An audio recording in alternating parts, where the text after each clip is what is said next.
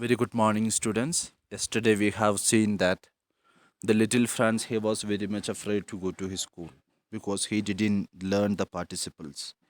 But when he reached at the school, he has noticed that there is a big change that happened. The distinguished people are present there, such as the postmaster, the former mayor, and the houser. They all are there. And he has seen that M. Hamel, he also wore the finest clothes that he usually wear only the important occasions like the prize distribution days or the Sundays. And when Mr. Hamill he started to speak, little Franz he realized that the French is anymore going to be taught in the school. This seems to be the last French class. When little Franz was thinking about the bulletin board, the news which has published in the bulletin board, his turn came for answering the questions. He couldn't answer the question, it was got mixed up, and he expected a scolding from his teacher. But M. Hamel, very politely, he said to little Franz, "Dear, I'm not going to scold you anymore.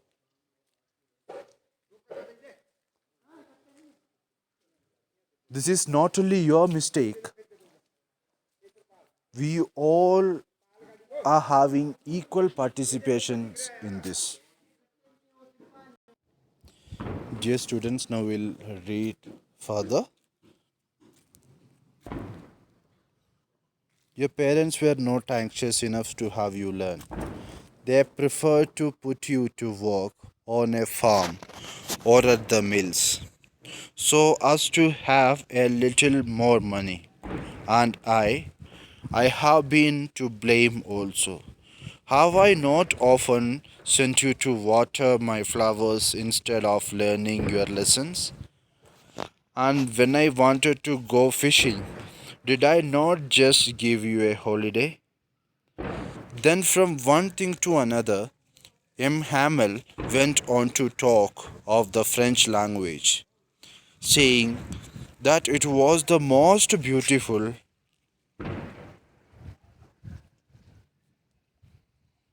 language in the world, the clearest, the most logical, that we must guard it among us and never forget it. Because when a, a people are enslaved, as long as they hold fast to their language, it is as if they had to key to their prison. Then he opened a grammar and read us our lessons. I was amazed to see how well I understood it. All he said seemed so easy, I think too, that I had never listened so carefully, and that he had never explained everything with so much patience. It seemed almost as if the poor man wanted to give us all he knew before going away, and to put it all into our heads at one stroke. Dear students, here we can see M. Hamill, he was saying, "Little friends, this is not only your mistake. We all have equal participations in this. Even your parents, even me, many times I sent you to water my flowers. When I want to go for fishing, I have given you a holiday. And your parents and the parents of the students, the children, They thought that instead of sending to school, we can send them for work where they can earn little more money. Then he continued to speak about the French language. He said, French language is the most beautiful language in the world, the most logical language. Then he started to teach. This time, I understood that whatever M. Hammer is teaching, I'm understanding it very clearly. All he said seemed so easy, I think too, that I had never listened so carefully. And I felt one more thing. This poor man, M. Hamel, he wanted to give us all he knew before going away.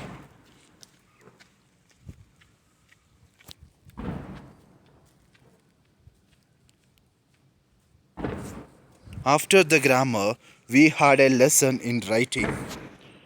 That day, M. Hamel had new copies for us, written in a beautiful round hand. Francis Ulysses, France Ulysses. They looked like little flag floating everywhere in the schoolroom, hung from the road at the top of our desk.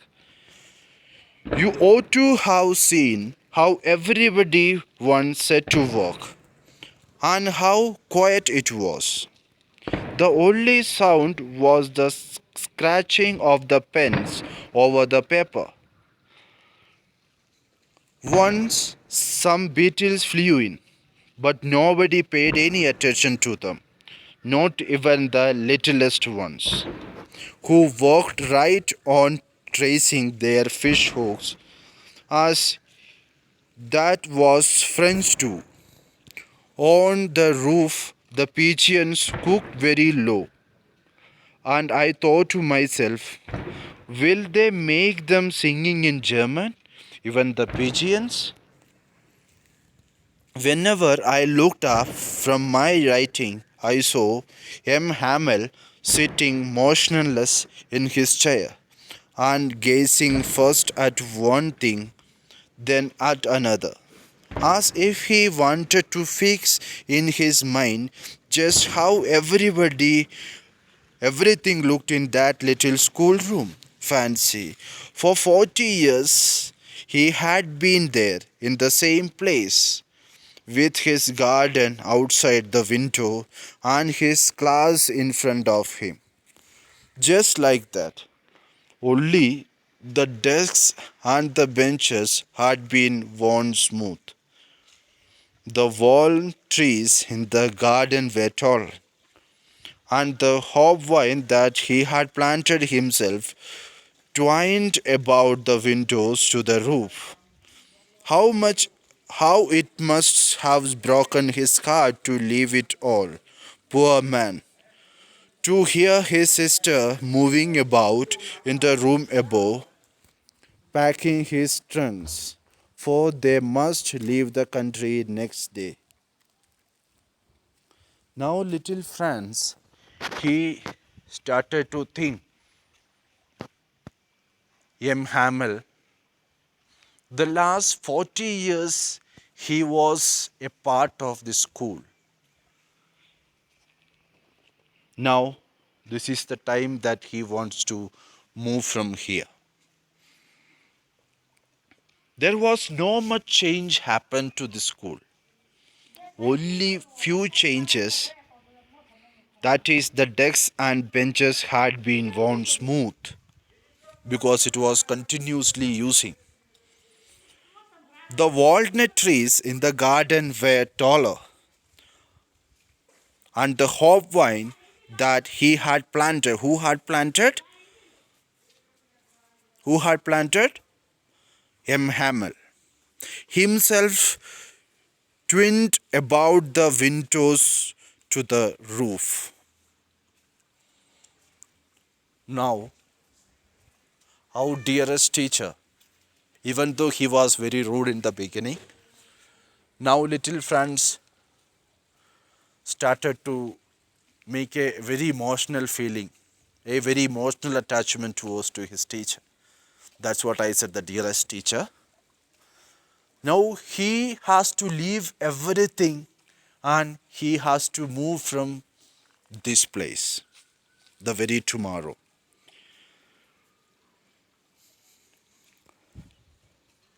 And his sister, she is making the luggages of him, Hamel, and her.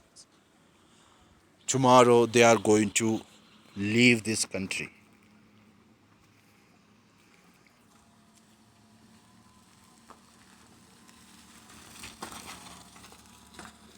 But he had the courage to hear every lesson to the very last.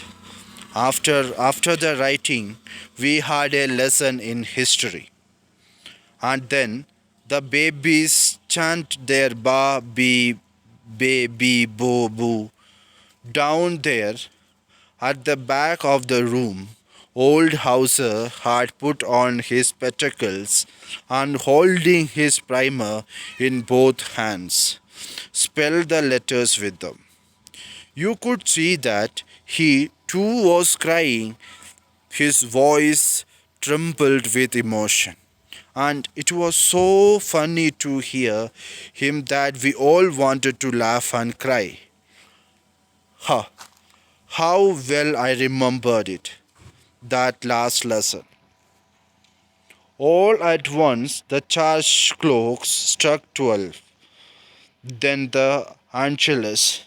At the same moment, the trumpets of the Prussian returning from drill sounded under our windows.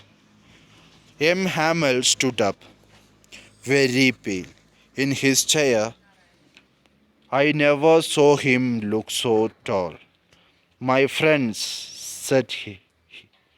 I, but something choked him. He couldn't, he could not go on. Then he turned to the blackboard, took a piece of chalk, and bearing on with all his might, he wrote as large as he could, Viva la France.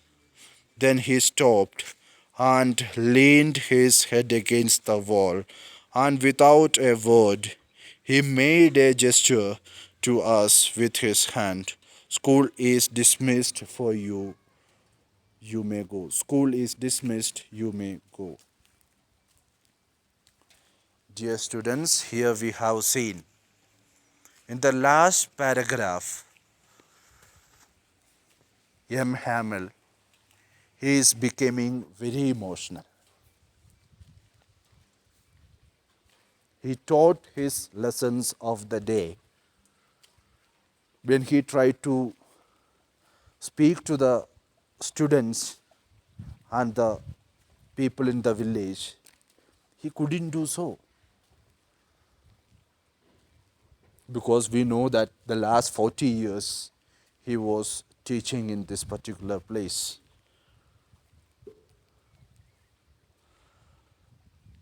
Then he stood, and little Franz, he felt that this is the first time that I feel my teacher is so tall. The first time that I am noticing this. Then the teacher, he turned to the blackboard, took a piece of chalk, and he wrote on the blackboard, Vive la France, means goodbye France. Then he said, the school is dismissed for you. You may go. Here the story ends. Dear students, now we'll discuss the question answers. The people in this story suddenly realize how precious their language is to them. What shows you this? Why does this happen?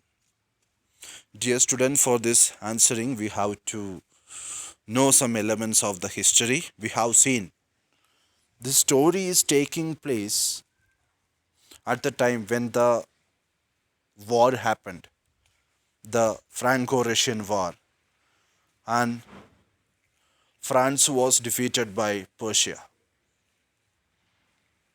So here we can see in these districts of Alsace and Lorraine, the German government made a rule that there will be no more French classes in the schools. So when they came to know this news from the bulletin board, the people, the students, they became very upset because they are going to lose their language. You know, the language plays a very important role in the life of a common man. We used to say language is like the mother. So when they came to know their language is being forcefully taken from them, they all became very upset.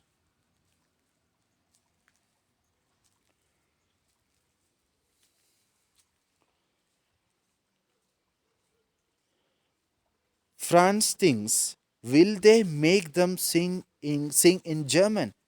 Even the pigeons, what could this mean? We have seen when the class was under pin drop silence.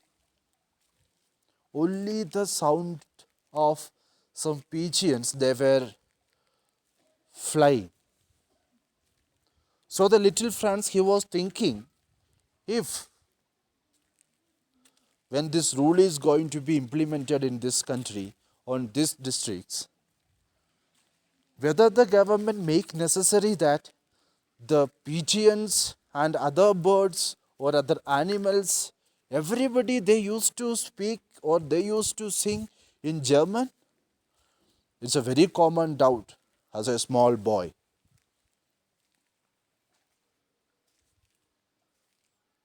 We can see the emotional attachment of the people from the elder to the younger to their language, even though they didn't understand it in the beginning of the story.